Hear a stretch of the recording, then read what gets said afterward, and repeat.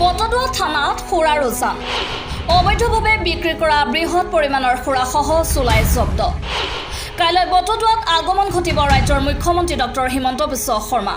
বটদুৱা প্ৰকল্প পৰ্যবেক্ষণ আৰু বটদুৱাত নতুনকৈ আবণ্টন হোৱা ভাৰতীয় ষ্টেট বেংক বটদুৱা শাখা উন্মোচন কৰিব ৰাজ্যৰ মুখ্যমন্ত্ৰীগৰাকীয়ে এলৈ ইতিমধ্যে কটকটীয়া নিৰাপত্তা ব্যৱস্থা গঢ়ি তুলিছে নগাঁও জিলা প্ৰশাসনে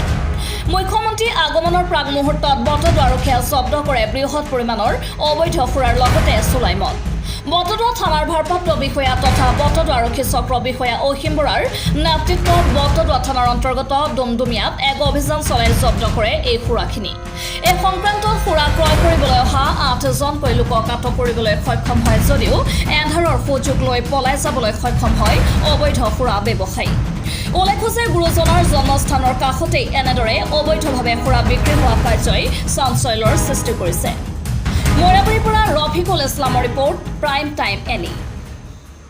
তো আমাৰ পাই কমপ্লেইনটো আছিলে যে এই বটদুৱা থান আৰু ডুমডুমিয়া এলেকাত এনেকুৱা অবৈধ সুৰাৰ এটা ব্যৱসায় চলি আছে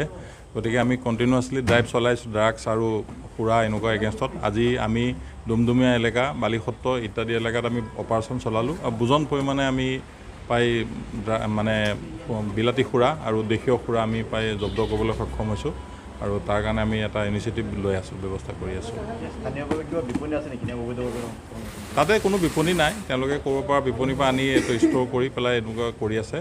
আমি এইটো ইনকুৱাৰী চলাই আছোঁ দেখা যাওক নাই এইটো পৰা নাই কিন্তু ধৰা পৰিব চাওঁ আমি